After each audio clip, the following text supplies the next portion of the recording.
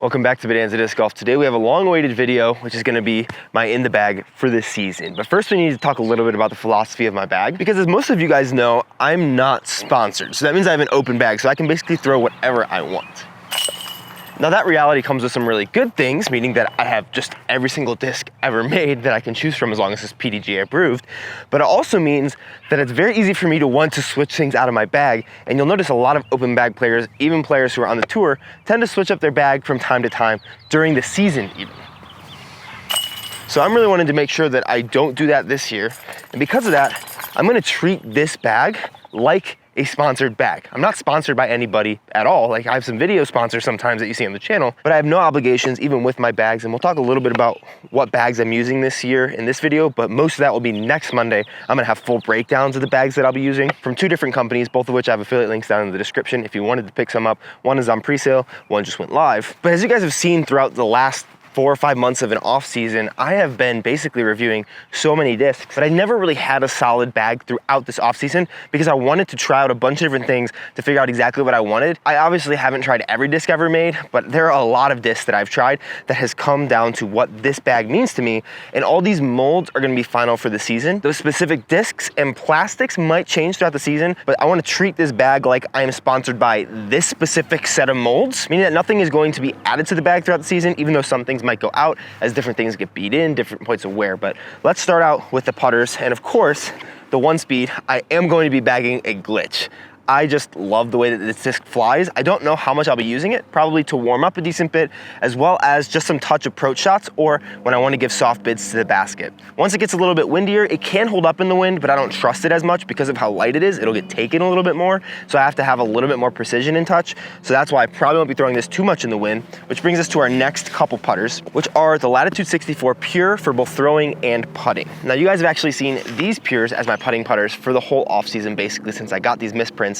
And they're getting a little bit too beat in because I used them so much. So I like the feel of a fresh set of putters. And so I actually have these purple with green stamp putters that I'm gonna be throwing this season, or that I'm gonna be putting with this season, as well as throwing probably zero medium Pures. These are both zero medium. Once it gets really warm, or once I'm at tournaments where it's like closer to 75, 80 degrees, I'll probably putt with the retro Pures because these will get a little too gummy, especially if they're a little bit beat in. Just old putting Pure or throwing Pure for my kind of hyzer flip to flat or consistently panning putter shot. The next set of putters, I still haven't figured out which plastics I want this year, and those are gonna be Envies. So all of my 1, 2, and 3 speed discs are just gonna be glitches, Pures, and Envies. And I think right now it's actually gonna be this cell-dyed Envy, shout out Greg, one of my patrons. It's the Eclipse Envy, so the glow one, and it's a little bit flatter and not crazy overstable, because my recent run of Fission Envies as well as Prism Plasma Envies, which I think there's like 2 left of these. There's plenty left of these if you wanna pick some of them up. But these ones are pretty stable, and so up here at Denver Elevation, they're really good discs, but I feel like they coincide with my next slot that we're gonna talk about. I'm probably gonna keep rotating these, and I have a fieldwork bag of a bunch of backups of every single one of these molds that I'm gonna be testing out, trying to have backups that I also really trust in case I lose something. Don't plan on it, obviously, but for now, I think the bag is going to have this Envy, but I'm gonna continue throwing these as second shots just to get them maybe slightly beat in or just learn them a little bit more as I get my Annie game back. But on top of that, I have an Electron Soft Envy, which I don't know if this is actually going to take the place or be the similar spot as this Premium Pure. Big shout out to Nathaniel, who I did a battle with, him and Jack, way back when I was in Illinois. But this is a beat-in Opto Pure, which is an old Jesper Lindmark run, which is super cool. Pretty much hyzer flip up, and then we'll continue to turn. But I don't know if this Envy and this have any overlap, so they're both in the bag for now. One of them might leave, but I really like this Electron Soft Envy because it feels similar to my Pures. The hand feel is very similar to Pures, so I'm gonna be putting with Envies when it gets a little bit windier as well. So I have some of these to practice putt as well because they feel very similar, and I know that they hold up slightly better in the wind. I do practice with my Pures, and now that I have these newer ones, I feel a little bit safer putting with them into the wind just because they're not as beat in as those ones that I've used for months are. But Electron Soft Envy for throwing as well as putting. All right, next up we're gonna get into mids as well as some approach discs. And what I'm gonna be going with are pretty obviously, I wanted to maybe find something that was different, but you cannot beat how many plastics these zones come in. So I have this new Get Freaky here, which is pretty flat, very overstable, feels very good in the hand, as well as a Photon Zone that I also got from a patron. It's very similar to Putter Plastic Zone because you can't really find Photon Zones anymore. Definitely less stable. It kind of is an in-between between an Envy as well as a Zone. Very similar stabilities, but I probably will put this one on forehand a little bit more. And honestly, the crystal flex doesn't get as much skip, so I don't know if this is a little bit superfluous to have both of these, but for now I have them both, as well as something that I think might get me like 1 stroke a tournament, which is the Zono S. I don't know if I'll be throwing this a lot. I have this Brody ESP one. I might actually want to put a Z1 in the bag because Discraft sent me out a bunch of them. Big shout out to them. But this Brody ESP Tour Series Zono S, I think I'll use for like 1 or 2 shots a tournament, but it's gonna be the only disc that can get that done. And so I think I'm gonna keep it in the bag. I don't know how much I'll take it out, and maybe it leaves the bag, but I wanna have this slot in there in the molds that I'm working with during field work, getting better with, just in case I will end up needing it, especially once we get down closer to sea level. It might not be as crazy overstable and unglidey, but I've noticed that up here at elevation, things aren't as ridiculous as a lot of people say. You just gotta put a little bit more spin on it. Things still go pretty much as far, maybe 10 or 15 feet less, and it's just mostly that there's a lack of glide that the discs have. But that also brings me to a point before we get to mids, fairways, and drivers about another thing that I need to think about when building my bag, because I'm building a bag in Denver, Colorado, which you guys might know is the Mile High City. And honestly, this is something that I'm glad Joel Friedman had made some videos about, because his bag, he like makes his big chart or whatever, but he has the same bag for elevation as well as for sea level. And I'm planning on doing that as well. So everything that you see here, the plastics might change a little bit, but I have discs that'll cover a very big range of stabilities, but I wanted to make sure I have the same bag for both places. I just might change out some discs, but maybe not even change out the disc, maybe just throw different discs. Like when I get down to sea level, instead of throwing the zone, like my overstable zone, maybe I'm throwing a Zono S on some of those shots. Or instead of throwing my Jesper Lundmark Pure, maybe I'm throwing my Beaten Envy or even a Premium Envy. I'm not exactly sure what that's gonna look like, but I've made sure that I was very intentional in thinking through this bag that I would have discs that would cover the range of stabilities here at Denver as well as down at sea level. So the mid-range slot right now is way less discs than you've already seen here. I only have 3 mid-ranges for now. As some of them beat in, I might add in some others to change the stability slots, but I feel mid-ranges are so forgiving when you spin them correctly that I'm able to manipulate them on a bunch of angles that I feel like right now I only need 3, whereas some other ones I want different stabilities because they move more left and right, whereas these I can make move more left and right if I need to. So in my flipping one, I am going with the Discmania Origin. You guys probably saw fuses last year. I was trying out a bunch of stuff throughout this off season, but the first throw that I had with this Origin went like 370 feet, and it's exactly the flight that I want, where it'll flip up to flat and ride, but it will come back. Just depends on the nose angle that you give it, and that's one of the things that I've really started to work on a lot, is getting good at nose angle control, because if you're good at nose angle control and you can throw mids and putters far, you can throw drivers anywhere. So Origin I think is a really good one. I have a Midnight Prowl 1 that I was given by a buddy Matt that I might interchange in the bag. It seems to be slightly more stable than this Neo Origin, but this die is just so cool that it's definitely going in the bag. As well as a Pathfinder. Now this Pathfinder is just the Aura Pathfinder. If you guys saw my videos about remixed discs, you guys know I actually have a Torpedo, which is just a like $12 disc on Amazon that is in my fieldwork bag for this, because it's the same as like a Mustang, which is the same as this, which is the same as some other discs that are going to be coming out from other companies.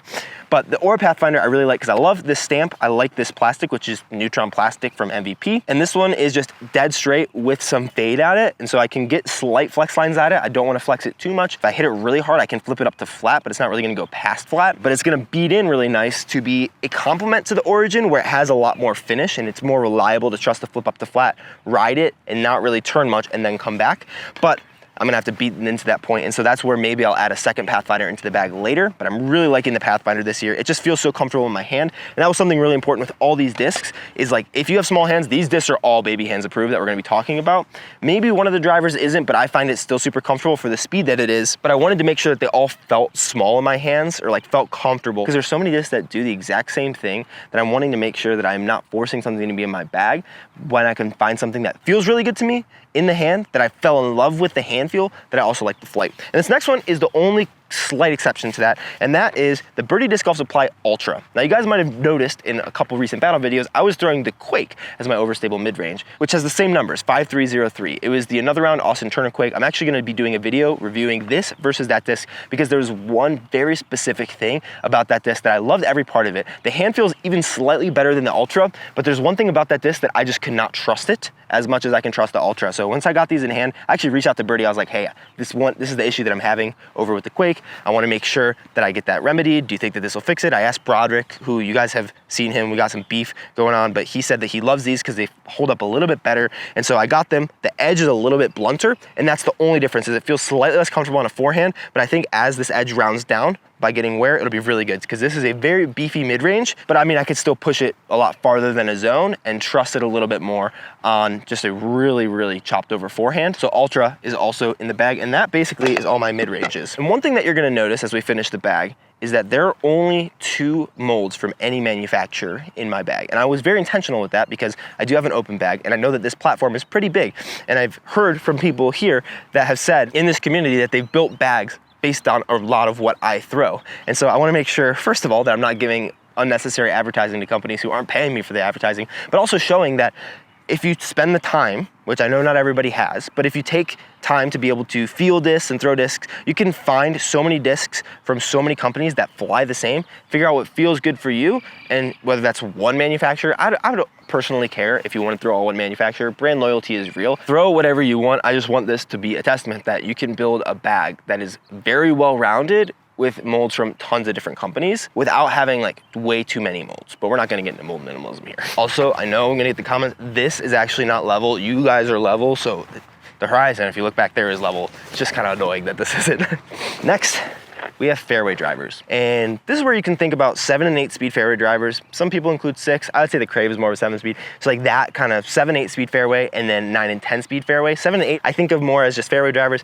9 and 10, I think of more as control drivers. So in my fairway drivers, I only have 2 discs, which are the Birdie Disc Golf Supply Strike and a Color Glow Strike. So these ones I think just came out, but they are very good, much more Eagle-like, much more Votum-like, whereas these strikes are much more T-Bird-like. I actually wiped the stamp on this one just because I like the clean look, and I might commission a die on it that's a little special that like means something to me. So whenever I take this out, because this is my kind of hit flat, maybe we'll turn, or hit on hyzer, we'll flip up and finish. I have another strike that's actually like a hyzer flip strike that I beat in for a while. It was the first one that I ever got, if you guys watch those videos, but I'm wanting this one to get to that point as well, and I don't need something that's quite that flip up right now. I do prefer to release on a slight hyzer, but I'm trying to relearn anhyzers a little bit, so this one really holds up into the wind. I'm very surprised by the stability and how far these go. These strikes sometimes go close to as far as my distance drivers, like pushing into the 390s, sometimes the 400s if I get them hit really well. And so these are my like very true fairway drivers where I'm gonna be throwing these. I can throw them on some hyzers, but I'll probably move up to a 9 speed if I wanna do like a spike hyzer.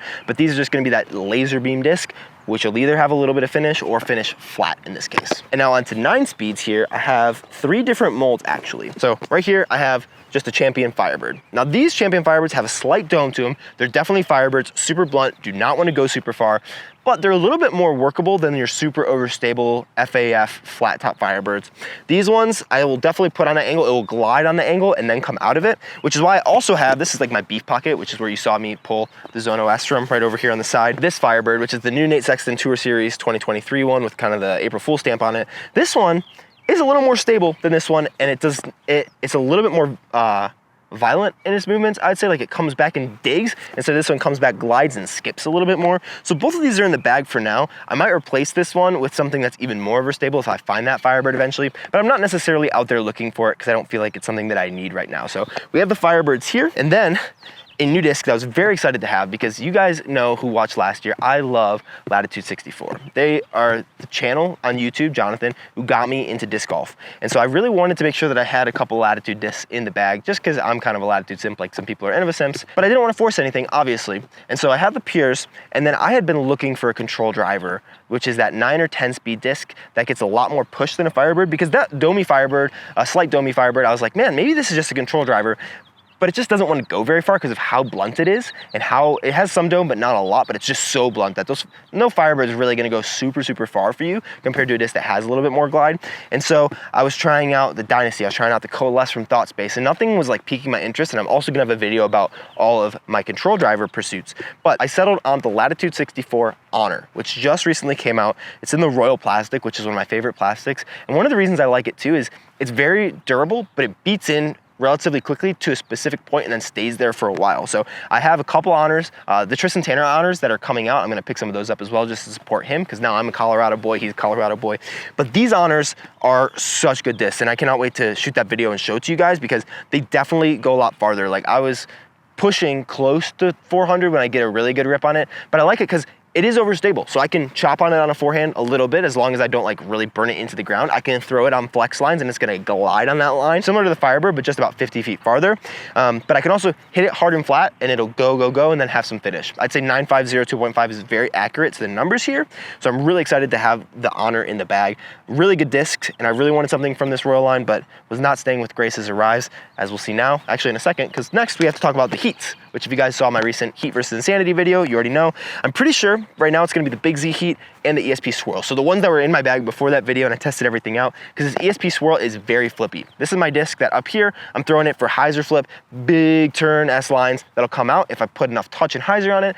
Otherwise, it's my roller disc, and I'm putting it down and it's gonna roll. And I really like rolling a 9-speed because it is a little more controllable as a roller. It's not as violent to the left or the right, but it gets similar distance. So, and mostly because I'm not great at rollers. On top of that though, we have this Big Z Heat, which right now is more similar to what I think a beat in Honor will be, but this probably has a touch more turn. I actually have a couple Crystal, Sparkle, Ledgestone Edition Heats because I reviewed those in Florida and they were actually more stable than this guy is up here down at Florida. So I think that that'll be that flip up one. So I'll probably just keep that one as well as this ESP one in there because it did also turn if I hit it hard and flat. So right now it's the Big Z and the ESP Swirl, and that is all my fairways, mids, and putters.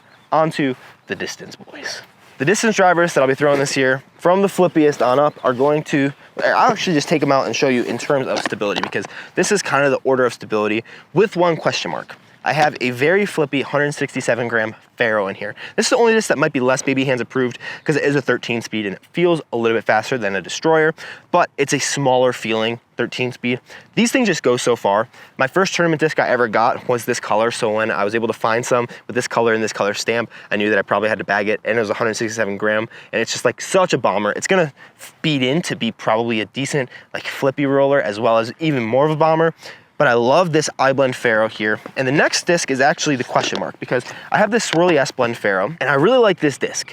But I just reviewed this Echo Star Destroyer, which is the Jessica Weiss 171 Echo Destroyer, which seems to be just about as flippy as this, but it feels a little smaller in the hand and might even go farther. So these are the only ones that I'm not 100% sure. Maybe they both make the bag. Maybe only one of them makes the bag. I'm not exactly sure which one it'll be, but it's gonna be Faros and Destroyers as my only distance drivers this year because the Destroyers, you can have such a big range of stabilities because we have that. I have another purple Echo Star Destroyer, which is one that I can hit flat. It will turn a little bit. This is a little domier, a little more pop top, so it's gonna stand up in the wind a little bit more. It's not gonna like really get beat up, or it's not gonna get pushed around nearly as much. Is my Bomber Destroyer right now. It might be this one because I feel like I could put a touch more hyzer on it and it'll have the same amount, but this one I feel like even holds up a little bit more because of how much dome it is. So these Jessica Weiss Echo Destroyers just bomb. There's something about this mold compared to some other Echo Star Destroyers that I felt that is really good. It does have the bubble rim, but something about these just goes so far. Moving up in stability, we have my Ricky Star Destroyer. Now, if there's any wind, this is gonna be my disc that I go to because it can hold up into a headwind. If I hit it hard on a slight hyzer or even flat, it'll turn a bit, but it will come back. These Ricky 2-time Destroyers, I bought this one used, got another one from a buddy Matt. But these Ricky 2-times, I forehand, backhand, they hold up. They are overstable, but not super beef because the next ones up are Calvin Destroyers. I have this 2023 Calvin Destroyer, which is very workable, also goes very far. It's a little bit gummy, which I really like, but it is definitely overstable. It's definitely a tick up from that Star Destroyer. So if there's a lot of wind or a headwind, or I want to make sure that I force something over and it comes back to the right in a wind, or the same, it just has a little bit more of an intense finish. I'm going to be throwing this Destroyer, and then this is my utility Destroyer, which I might want to get one that's a little more flat, or maybe even a different mold, but I don't think I really need that when I have my Firebirds and I'm more of a hyzer player anyways, so I'm not really trying to force anything over. So this is a little too dummy to be like your super overstable skipping one, but this 2021 Calvin Hybrid Destroyer is so overstable. Now the bags I have right now, this is the Discology Icon. It's in pre-release right now. Actually, for you guys specifically, there's a special 20% discount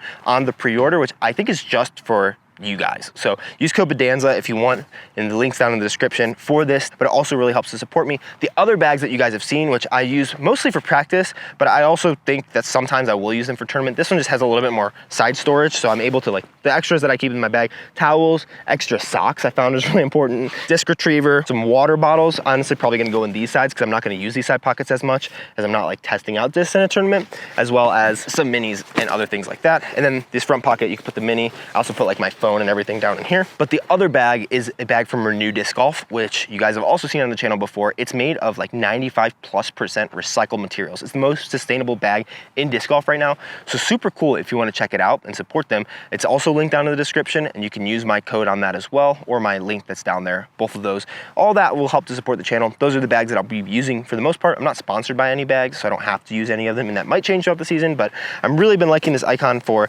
holding a lot of discs, but it's a little heavy, so sometimes if I want to just go and review some discs or take a smaller bag to go and play or dial in specific parts of my game, I'm using the Renew bag or other Discology bags. I got too many bags, honestly, right now. If you want a new bag and either of those pique your interest, definitely go to link down in my description and use that. Otherwise, this is what I'll be throwing for the year. Really excited. My first tournament is going to be on Friday, and this week is going to be a lot of getting ready for that. So it's an A tier, a lot of big names coming into town, Aaron Gossage and all of them. Subscribe for those upcoming videos. If you want to check out my video about either why I'm throwing Destroyers over something like Ballista Pro, right down there, or Heats versus Insanities, right down there.